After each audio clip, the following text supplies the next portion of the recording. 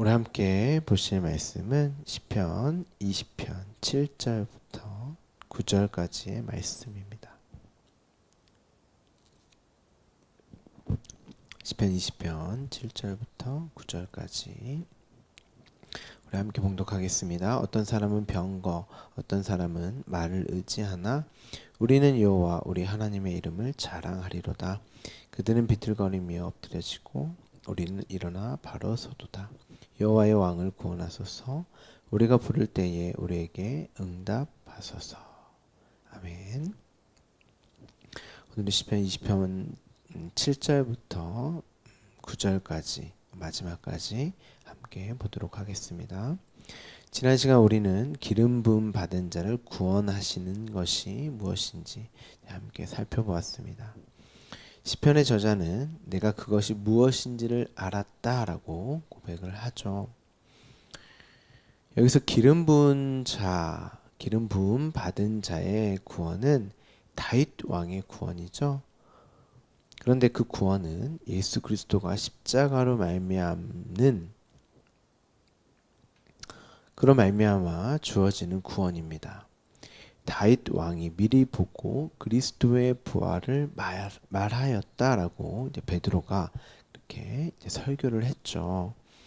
어떻게 다윗이 알게 됐어요? 약속하신 성령으로. 다윗은 그의 오른손에 구원하는 힘으로, 그러니까 하나님의 그 오른손, 그 오른손에 구원하는 힘으로 자신이 구원을 받았다라고 고백을 합니다. 그것을 베드로가 하나님의 오른손으로 예수를 높였다. 그러니까 그 오른손은 하나님의 능력은 예수 그리스도로 말미암는 구원이죠. 그 구원은 반드시 예수 그리스도로만 주어진다는 그런 말입니다. 다윗이 그렇게 하나님이 나를 말씀이 되게 하기까지 우편 반드시 되어질 일, 당신의 오름으로 완성되어진 예수 그리스도로 구원하실 것이다.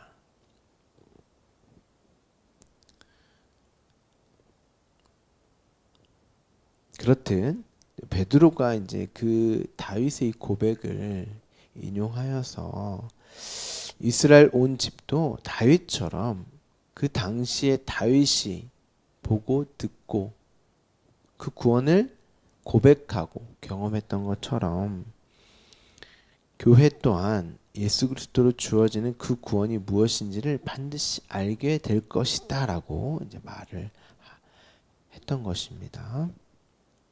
그 구원이 뭐였죠, 여러분?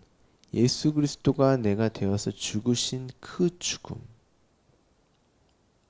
그런데 그 죽음은 육의 죽음임과 동시에, 맞아요.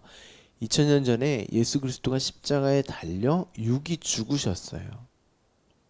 그런데 동시에 그 십자가의 그 육의 죽음은 그 육적 자의 죽음, 육적 자가 죽는 죽음, 그것을 내용으로 하는 완전한 자기 부인과 부정을 담고 있는 죽음이란 말입니다.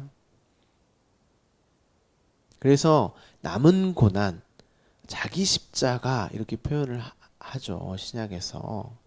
그러니까 남은 고난이라고 해서 뭐 예수 그리스도께서 지신 그 십자가가 한 뭐 90%만 고난이었고 뭐 10%가 남아서 교회들아 이제 10% 남은 고난이 너에게 주어질 거다. 그런 말이 아니고 그 십자가로 말미암는 그 고난이 동일하게 고스란히 너희가 겪게 될 것이다 라는 의미예요. 그게 내 십자가, 자기 십자가란 말이에요. 그러니까 예수 그리스도의 십자가는 내 십자가예요. 그것을 내용으로 하는 완전한 자기 부인과 부정을 담고 있는 죽음이란 말이죠.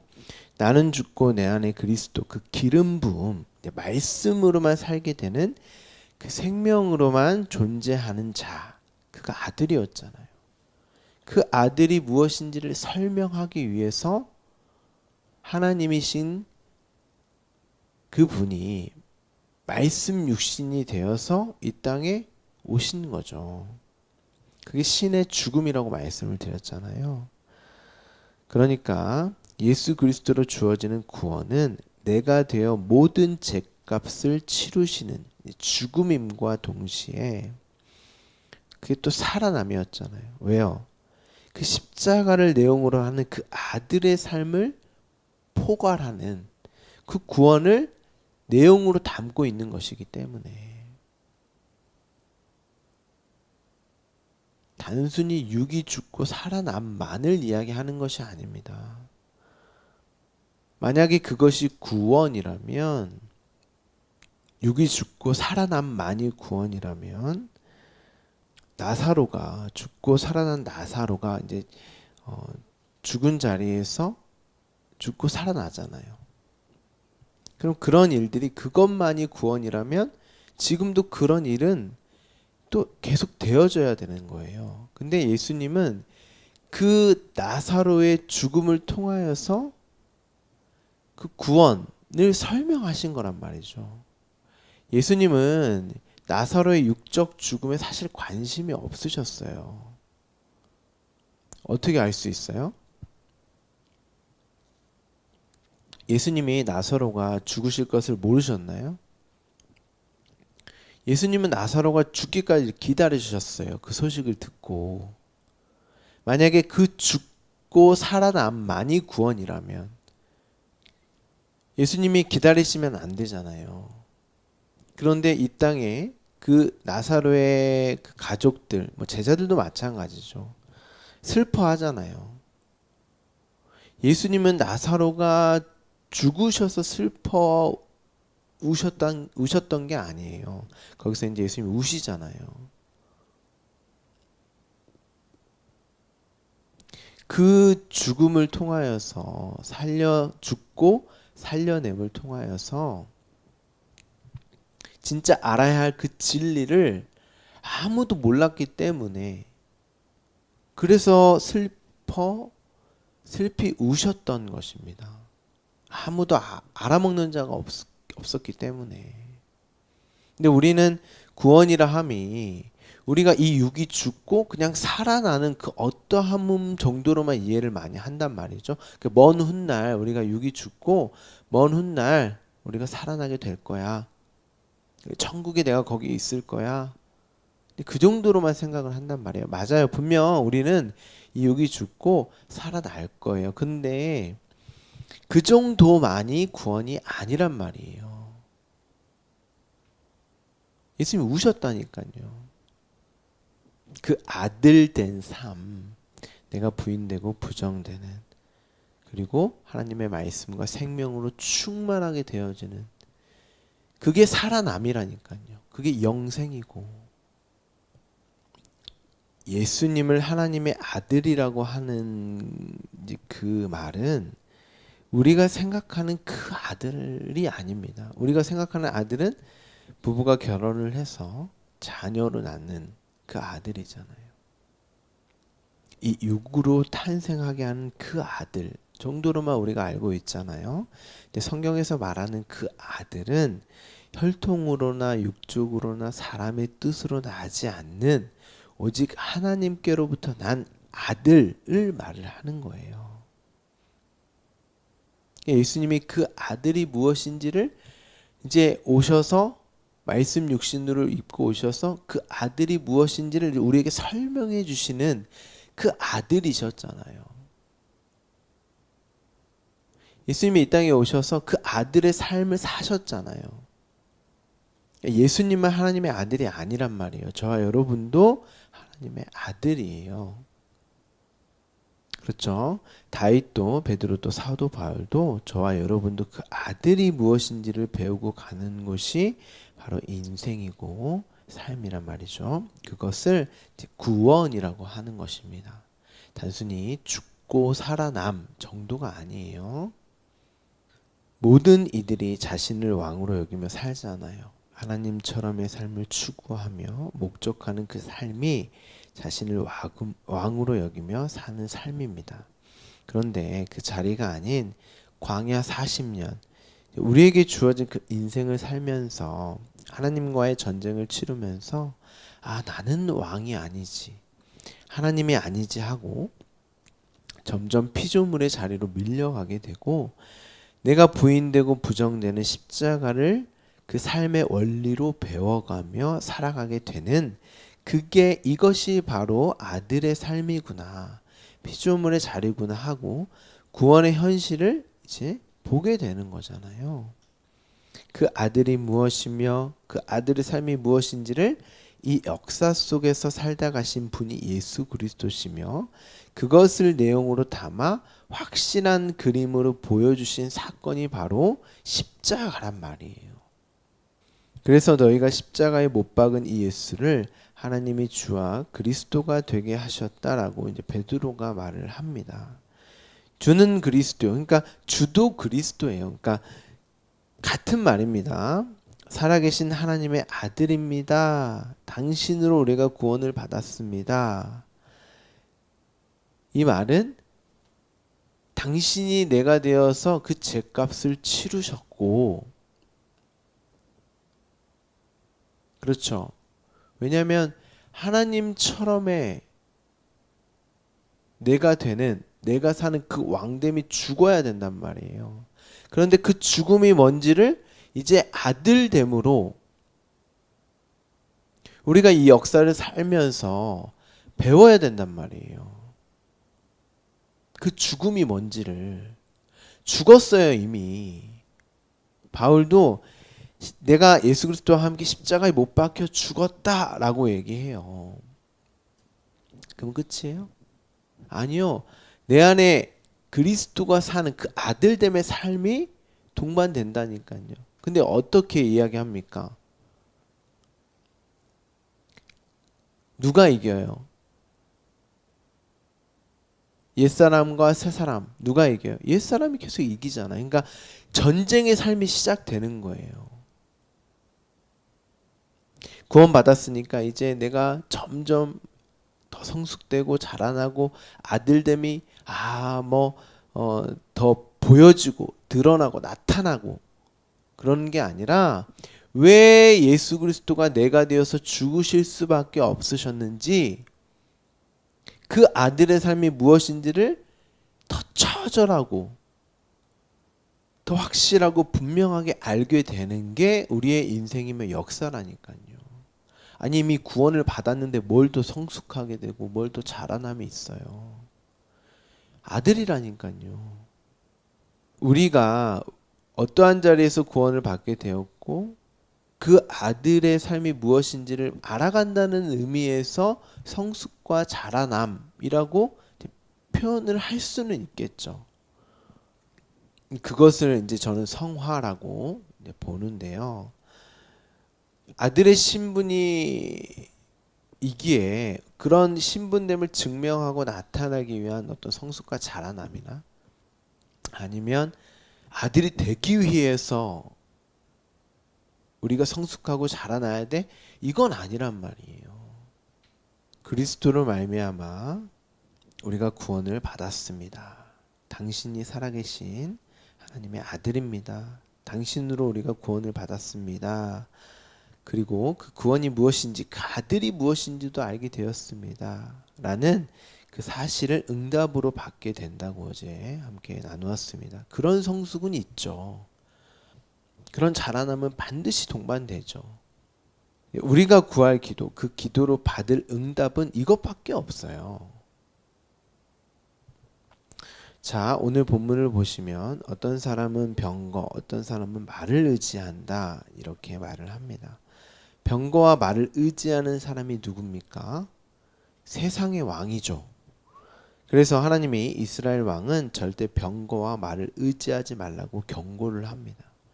그럼 누구를 의지하라는 거예요? 그러니까 세상 의지하지 말고 누구를 의지하라는 거예요? 하나님만 의지하고 바라보라는 거죠. 그게 아들이니까. 세상 의지하지 말고 세상 것 바라보지 말고 하나님만 의지하고 의존하는 그 자가 바로 아들이라는 것이죠. 그렇게 되어지는 자들이 바로 구원을 받은 자이며 이제 아들임을 이제 하나님께서 이제 설명을 하신 거죠. 이제 병거하면 떠오르는 나라가 어디예요? 병거와 말 하면 떠오르는 나라 애굽이죠. 자신들의 강함을 드러내고 전쟁을 치를 때 가장 중요하게 생각을 했다는 것이고, 하나님이 그 말과 병거, 우리가 생각하는 그 강함을 이제 어떻게 하는지 우리 한번 살펴보죠. 출애굽기 15장 19절입니다. 제가 봉독해 드릴게요. 바로의 말과 병거와 마병이 함께 바다에 들어가매 여호와께서 바닷물을 그들 위에 되돌려 흐르게 하셨으나 이스라엘 자손은 바다 가운데서 마른 땅으로 지나간지라. 하나님께서 말과 병거를 저주의 바다로 이제 수장시켜 버립니다. 애굽을 수장시켜 버리죠. 그러니까 하나님의 백성 자녀됨에 있어서 그것 가지고는 안 된다는 거예요. 절대 그것 가지고서는 홍해를 건널 수 없다는 거예요. 홍해가 뭐예요? 세례. 내가 죽고 살아남이잖아요. 세례라는 게 홍해 사건을 바울이 그렇게 이야기하지 않습니까? 절대 구원을 받을 수 없다는 거예요. 그거 가지고는 아들됨 또한 하나님의 나라를 살 수 없다라는 거예요. 이스라엘 백성들이 출애굽을 하고 전쟁을 시작하잖아요. 오히려 이런 것들을 더 하나님이 주셔야 하는 거 아닙니까? 우리가 기도하고 구하는 게 이런 거잖아요. 세상에서 살기 위해서 구하고 기도하는 것이 이런 거 아닙니까? 그런데 하나님은 말과 병거 못 가지고 나오게 하셨어요. 오히려 그런 것들을 수장해 버리셨단 말이죠. 또 하나님이 왕이시기에 이스라엘에게 왕은 필요가 없었어요, 사실.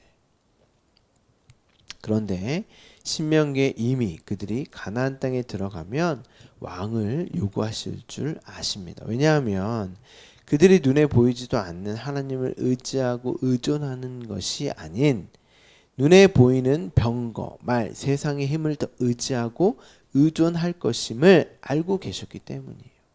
이들 이스라엘 백성의 힘과 능력으로는 하나님을 절대 의지할 수도 섬길 수도 사랑할 수도 없음을 하나님을 아셨던 거예요. 세상에 이 어떠함에 묶여 있을 것을, 그것을 섬기고 그것을 힘삼아 자신의 왕됨을 드러낼 것을, 증명할 것을 알고 계셨던 것이죠. 실제로 그들이 가나안 땅에서 전쟁을 치를 때 하나님이 그것들과 그것들을 사용하는 모든 족속을 멸하라고 말했음에도 그들이 남겨두잖아요. 그들 마음속에 여전히 그러한 것들을 추구하고 사랑했기 때문입니다.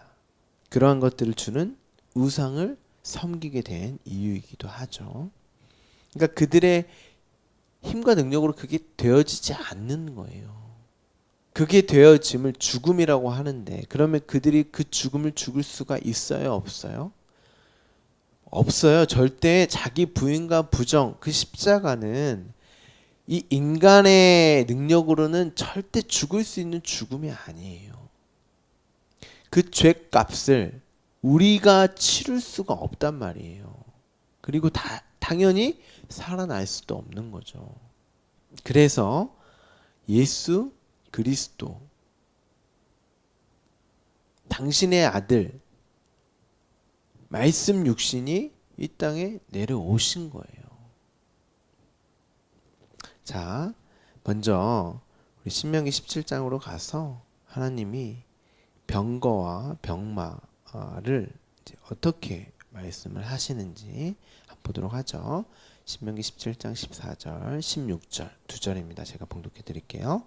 내가 내 하나님 여호와께서 내게 주시는 땅에 이르러 그 땅을 차지하고 거주할 때에 만일 우리도 우리 주위의 모든 민족들 같이 우리 위에 왕을 세워야겠다는 생각이 나거든.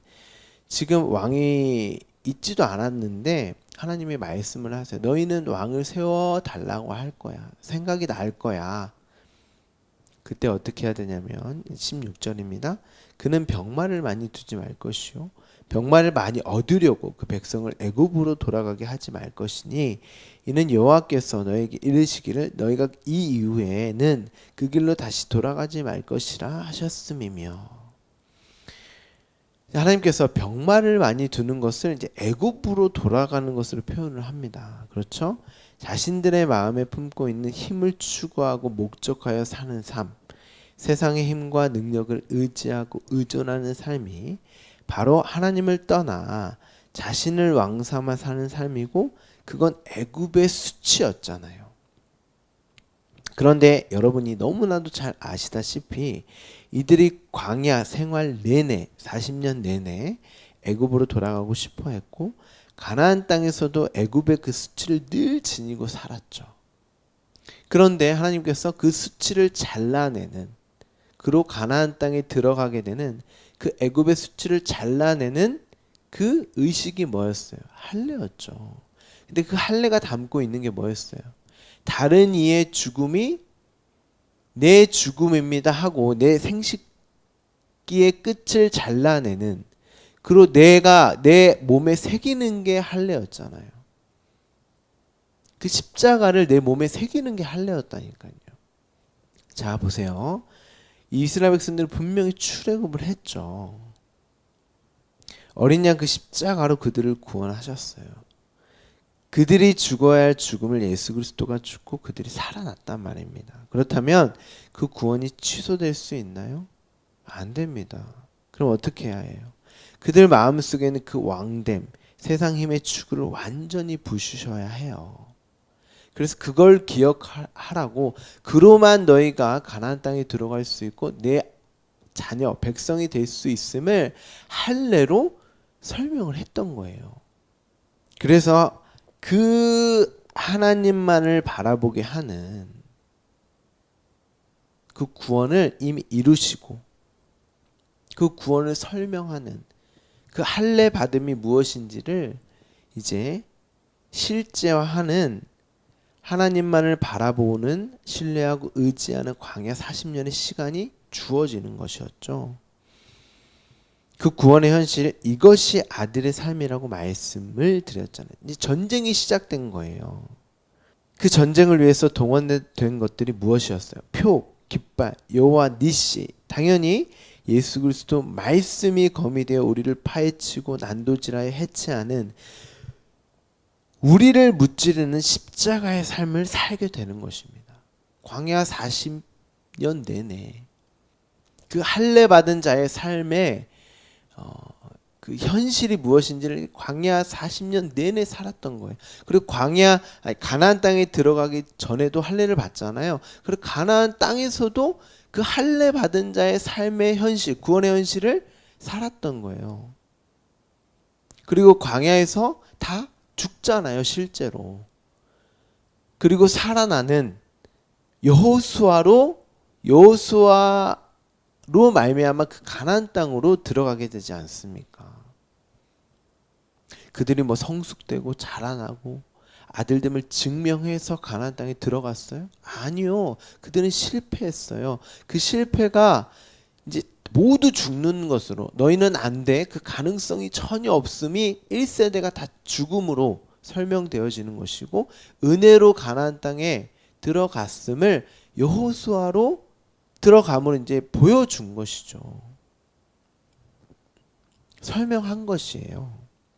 당연히 우리 또한 그 말씀이 검이 되어 우리를 파헤치고 난도질하여 해체하는, 우리를 무찌르는 십자가의 삶, 그 광야의 삶이 이 역사고 우리에게 주어지는 삶이 되는 것이죠. 그러니까 전쟁인 거예요, 사실. 우리의 삶도. 그래서 다윗이 앞서 내가 알게 되었다, 기름 부음 받은 자를 구원한다는 것이 무엇인지를 내가 알게 되었다라고 고백을 했던 것입니다. 여러분이 이 땅의 어느 시점에서 사실 구원받는 게 아니에요. 우리는 이미 창세 전에 예수 그리스도 안에서 거룩하고 흠이 없게 하신 그 언약의 성취의 완성이 이 땅에 쫙 펼쳐진, 그 묵시가 쫙 펼쳐진 그 묵시를 이 땅의 역사로 사는 그 아들이 저와 여러분인 거죠. 예수 그리스도로 말미암아 주어지는 그 구원이 무엇인지를 오늘, 어제와 오늘을 통해서 다윗이 앞서 내가 알게 되었다라고 고백했던 것처럼 저와 여러분도 고백을 하는 것입니다. 이제 그 구원이 이제 어느 시점에서, 물론 그렇죠. 역사적인 어떤 시점에서 이제 알게 되는 거죠. 그것을 이제 구원받았다라고 이렇게 표현을 하는 것은 뭐 당연한 것이지만 우리가 언제 구원받았어요, 여러분? 언제? 이스라엘 백성들이 광야에서 구원받았어요? 광야 교회라고 하는데 그게 인생이요 역사라고도 이제 성경이 표현을 하는데 광야에서 구원받았습니까? 아니요. 출애굽 전에 이미 구원을 받았단 말이에요. 이제 구원을 받고 이 광야의 삶이 주어졌잖아요. 그러니까 우리 또한 마찬가지. 우리도 이미 하나님께서 창세 전에 예정하시고 택하셔서 구원을 작정하셨고 그것은 창세 전에 이루어진 일이고 우리는 이 역사 광야 40년을 살면서 이미 구원받은 자로 이 땅에 넘겨져서 그 구원이 무엇인지를 이제 알고 현실화된 그 아들의 삶으로 이제 살아가게 되는 거죠.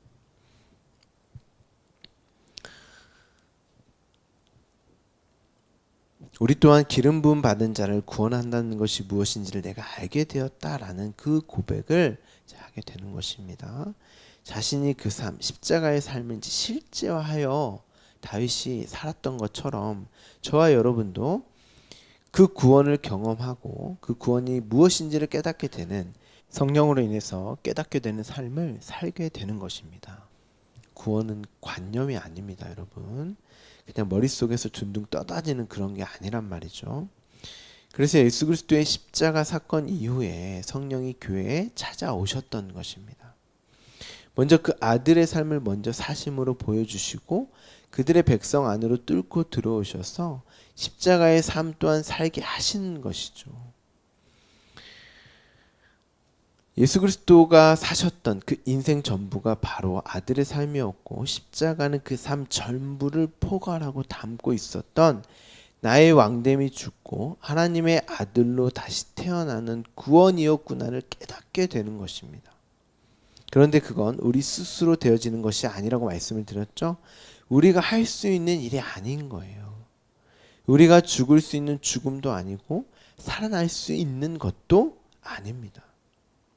그래서 하나님이신 그분이 육을 입고 오셔서 우리를 품에 안고 죽으시고 살아나셨던 것입니다. 그 구원, 죽고 살아나는 우리가 당신의 아들이 될 수 있는 그 언약의 성취는 하나님의 능력으로 되어지는 일인 것이죠. 그래서 하나님 당신을 위한 당신이 친히 준비하신 그 제물 예수 그리스도로만 우리는 구원을 받을 수 있는 것입니다. 다른 길은 없어요. 예수 그리스도 외에 다른 구원의 길은 없습니다. 그렇기 때문에 오늘 본문에서 우리는 여호와 우리 하나님의 이름을 자랑하리로라 라고 이제 고백을 다윗이 하는 것으로 이렇게 기록이 되어져 있는데요. 여기 자랑하리로다 라고 이제 번역을 했는데 정확히 번역을 하면 기억하리로다 라고 그렇게 번역을 해야 맞습니다. 무엇을 기억하는 것일까요? 예수 그리스도로 말미암는 그 구원이 어떻게 기억되어지는가? 그 구원의 현실을 살아가는 우리의 아들됨의 삶, 그 삶의 그 발자취, 그 전부가 이제 기억되어지는 거죠. 우리 삶을 뒤돌아봤더니 그것이 하나님이 아들됨의 삶으로 나를 통하여서 당신이 그 아들됨의 삶을 그려내신 그 구원이었구나. 그러니까 나의 모든 과거는 원망이 되어서는 안 되는 거죠. 어떤 억울함이 되어서도 안 되는 거고 불평함이 되어서도 안 되는 거고 그렇죠. 2000년 전 우리가 경험해 보지도 않는 전혀 상관없는 예수 그리스도의 십자가의 죽음을 기억하라는 그런 뜻이 아닙니다. 그렇게 내가 부인되고 부정되는 것을 세상은 비틀거리고 엎드려지는 것으로 여기겠지만 오히려 그들이 구부려지고 엎드려지는 것이고 우리는 똑바로 서게 되는, 이 단어가 이제 회복되다, 재건하다 이런 뜻이거든요. 그러니까 파괴되고 다시 재건되는 성전, 죽고 다시 살아나는 저와 여러분을 말하는 것입니다. 그것을 기억하게 된다는 거죠. 그것을 자랑하게 되는 것이고, 그래야 2000년 전에 예수 그리스도가 죽으신 그 십자가의 사건이 나의 죽음 또 나의 살아남, 나와 상관 있는 사건, 내 십자가가 되는 거잖아요. 그냥 우리가 기억하고 추억하고 관념으로만 둥둥 떠 있는 그 십자가가 아니란 말이에요, 여러분. 막 믿어야지, 믿어야지, 막 믿어야지. 그런 신념이 아니라니까요. 성경에서 말하는 믿음은 마지막 9절입니다. 여호와여 왕을 구원하소서, 이렇게도 번역이 되고 왕이신 여호와여 구원하소서, 이렇게도 번역이 됩니다. 둘 다 맞다고 봅니다. 이 당시 이스라엘 백성의 기도이기도 하며 결국 이 기도는 우리가 종국에 해야 할 기도이기도 하기 때문이죠. 우리가 부를 때에 우리에게 응답하소서, 그 구함, 그 기도를 하게 되는 것입니다. 그 응답만 여러분 구하는, 그 기도만 하게 되는 거죠. 시편 20편을 상당히 오랫동안 이제 보았습니다. 굉장히 좀 어려우셨죠? 시편 20편 굉장히 어려웠고 저도 준비를 하면서 어떻게 하면 좀 쉽게 또 여러분들이 바로 이해할 수 있게 이렇게 설명을 할까 이제 고민이 많이 되어서 20편을 준비하는 기간 내에 거의 밤을 샜던 것 같아요. 그럼에도 함께 나눈 이 본문의 내용이 어떤 것인지 조금은 아실 수 있으셨기를 소망합니다. 오늘도 이 기도, 우리에게 이미 응답으로 주어진 이 기도가 오늘도 기억되는 하루 되시기를, 오늘도 예수 그리스도 하나님의 그 이름을 자랑하는 하루 되시기를 소망합니다. 기도하겠습니다. 다음 주에는 21편을 가지고 함께 나누도록 하죠.